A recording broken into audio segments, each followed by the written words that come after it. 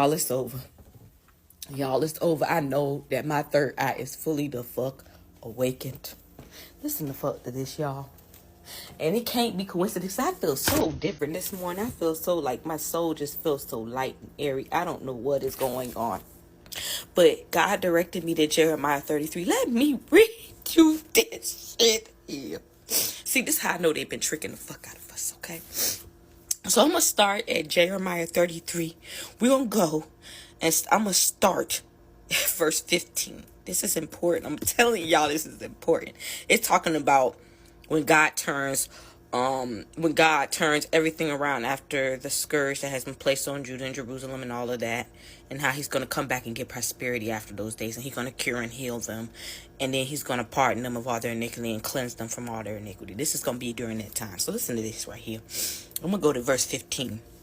It says, in those days, and at that time will I cause the branch of righteousness to grow up unto David. Now listen to this. This is how I know how tricky these fuckers are. They are so tricky. You have to pay attention to the tricks that these motherfuckers play. This is how I know they fucking with the Bible. Listen to this. They said, first, this is what they said, and he shall grow, right? It says, and he shall execute judgment and righteousness in the land. And he, right? But listen to the second verse. In those days shall Judah be saved, and Jerusalem shall dwell safely. And this is the name wherewith she is in there. I swear to God. Excuse me. Look at that. I ain't got a lot of you. It says, wherewith she shall be called the Lord our righteousness. She shall be called.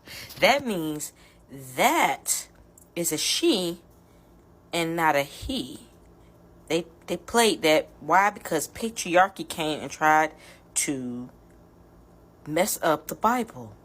They messed up the Bible. They got to leave some truth in there for you, but they're going to toss that deceptive lie in at the same time. It says, and he shall at first. But then how can you turn around and say, the Lord our right, she shall be called the Lord our righteousness, and then it says he shall execute? That's not it.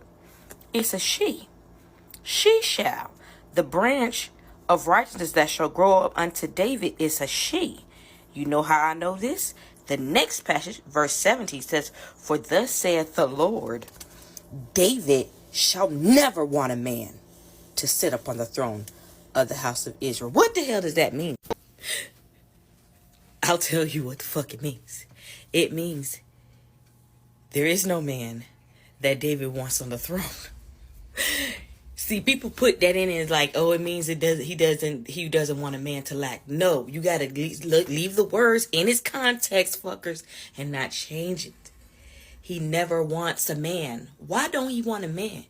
Because men are corrupt in their ways. He don't want a man. Look what happened to his son. Look what happened to his son. David will never want a man to sit on the throne. So guess who he wants to sit on the throne? A woman.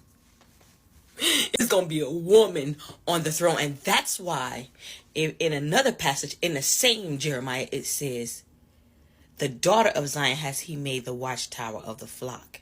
And I know that because I've seen it. And she shall get the former dominion. And she, oh, y'all just don't understand. But I know what I'm talking about. That's why I said, be careful what the fuck you say to women. Okay? Be careful about you trying to shut the women's mouths. Be careful, because they did that on purpose. They knew what was up the road. They knew where the throne and the scepter was going. They knew what a crook and flail was going to go to, and the crook and flail means the authority and the dominion.